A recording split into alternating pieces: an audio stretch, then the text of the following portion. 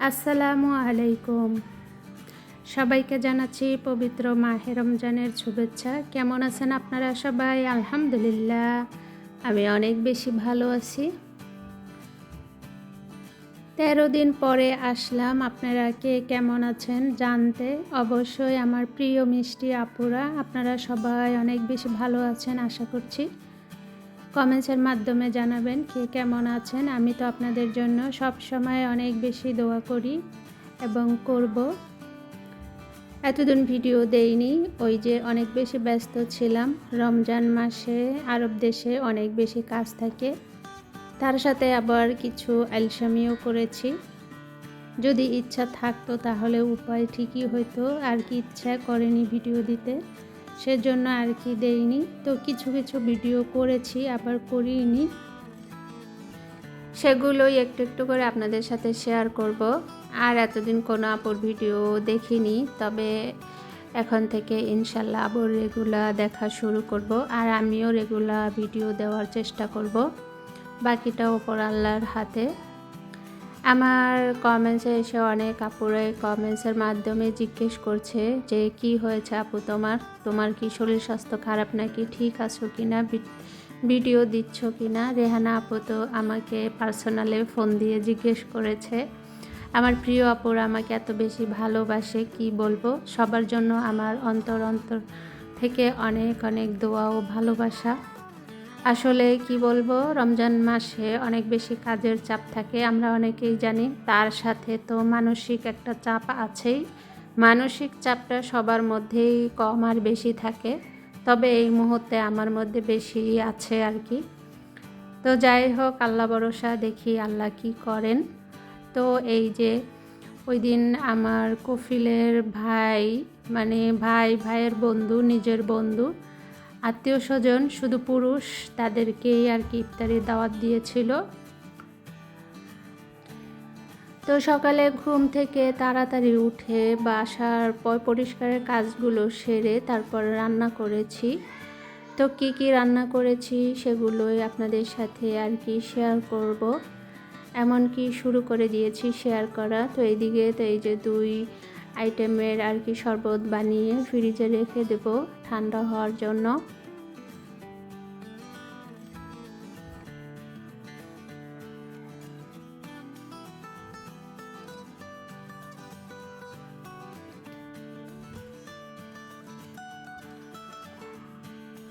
আমরা অনেকেই জানি রমজান মাসে অনেক আইটেমের খাবার তৈরি করে, প্রত্যেকটা বাসায় যার যেরকম অ্যাবিলিটি আছে সে সেরকমই।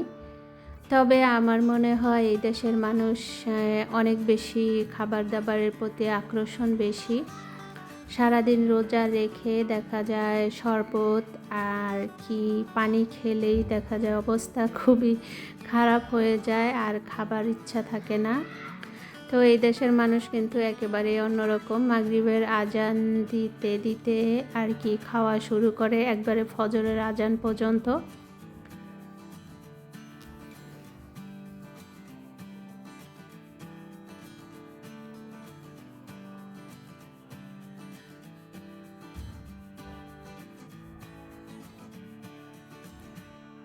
তো 3টা মুরগি আমি আগে সিদ্ধ করে রেখে দিয়েছি, তো ওটা ভেজে নেব পরে। আর এদিকে সাদা ভাত রান্না করছি।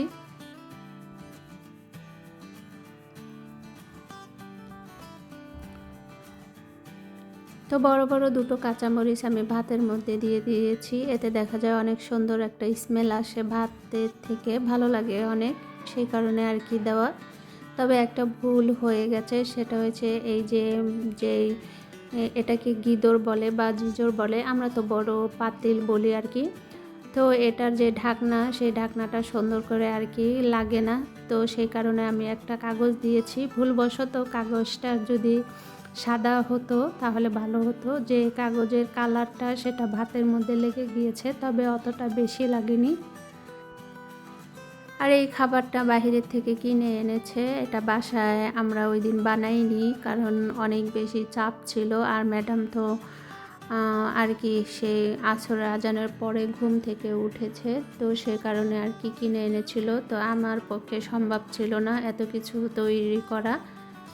তারপর আমি যতটুকু পেরেছি ততটুকুই করেছি। অনেক বেশি রান্না করেছি, 5-6 আইটেমের। তারপরে দেখা যায় আবার সমোচা বানিয়েছিলাম। তো এই যে ভাতের উপরে যে কাগজটা, ওই একটু কালার আর কি কাগজের লেগে গিয়েছে ভাতে, তবে বেশি একটা লাগেনি।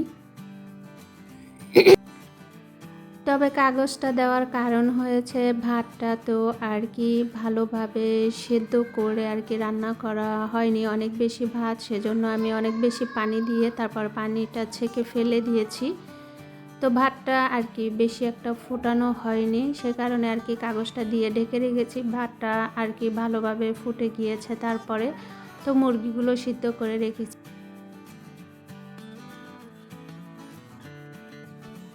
এইদিকে টমেটোর টক রান্না করেছি, আর এই যে মসুরের ডাল দিয়ে যে আমরা বলি স্যুপ, এই দেশে বলে সরবা, সেটা রান্না করেছি। সমস্যা আর কি ভেজে নিয়েছিলাম, তারপরে 2 পদের সালাদ কেটে নিয়েছি। তারপর এই যে প্লেটে প্লেটে করে আর কি সাজিয়ে দিয়েছি, তবে সবার প্লেট আলাদা আলাদা। আর এই যে এইদিকে বেগুন কুচা দিয়ে একটা খাবার তৈরি করেছি, এটাকে এদেশে মাসি বলে। তারপর আগের দিন এই যে চকলেট জাতীয় খাবার বানিয়েছিলাম, তো সেগুলো এবার সমস্ত কিছু রেডি করে ড্রয়িং রুমে দিয়ে আসব। তো আমি একা করিনি, আমার কফিলও করেছে, ম্যাডামও করেছে, আমিও করেছি। 3 জনে আর কি ড্রয়িং রুমে আমি নিয়ে দিয়েছি, তারা 2 জন সুন্দর করে সাজিয়েছে। এই যে চা গেহুয়া, এগুলো ইফতার করার পরে চা গেহুয়া নিয়ে বাহিরের রুমে চলে যাবে, সে কারণে এই জায়গায় কোনো ডেকোরেশন করা হয়নি, এভাবে রাখা হয়েছে। আর সব পুরুষ মানুষ আর কি ড্রয়িং রুমের নিচে খাবে। তো ম্যাডামও ভিডিও করছে আর কি, আর আমিও করছি। তবে আমার কফিল ছিল, তবে কিছু বলেনি। এই যে এই টেবিলের খাবারগুলো সব বাহিরের রুমে নিয়ে যাবে, আর এই জায়গায় তারা বসে আর কি নিচে ফ্লোরে কার্পেট বিছিয়ে দিয়েছে, ওই জায়গায় বসে সবাই খাবে। এই ভিডিওটা ছিল মঙ্গলবারের, আর এই ভিডিওটা আমি আপলোড দেব শনিবারে। তবে খাবারগুলো সবই খুবই লোভনীয় ছিল, একবারে খেয়ে সব ফিনিশ করে ফেলেছে সবাই, মাশাআল্লাহ, আলহামদুলিল্লাহ। ওই দিনটা কাজ করতে করতে আমার অবস্থা খুবই খারাপ হয়ে গিয়েছিল, কারণ এই যত রান্না, যত ধোয়া, যত কাজ কাম সবই আমার একা হাতে করতে হয়েছে। একেবারে মানে খাবার দাবার শেষে ইফতার করার পরে এমনি শরীর হাত পাও ছেড়ে দেয়, তার মধ্যে এত থালা বাসন ধুতে, পাকের ঘর পরিষ্কার করতে করতে মানে আমার অবস্থা একেবারেই বেহাল ছিল। তারপরও আর কি করতেই হয়েছে, কিছু করার নেই।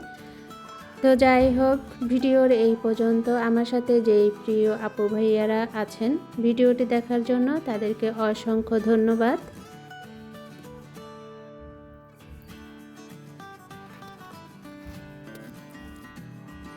আজ এই পর্যন্তই, আগামী ভিডিও দেখার আমন্ত্রণ আগে থেকে জানিয়ে রাখলাম। সবাই ভালো থাকবেন, সুস্থ থাকবেন, নিজেদের প্রতি অবশ্যই খেয়াল রাখবেন, আমার জন্য দোয়া করবেন। আমিও আপনাদের জন্য অনেক অনেক দোয়া করি, আল্লাহ আপনাদের নেক হায়াত দান করুক, আমিন। তার সাথে আরও দোয়া করি আল্লাহ আপনাদের পবিত্র মনের পবিত্র ইচ্ছেগুলো পূরণ করুক। এই রমজান মাসে সবাই বেশি বেশি ইবাদত করে নেকের পাল্লা ভারী করুন, আমিন। আসসালামু আলাইকুম, আল্লাহ হাফেজ।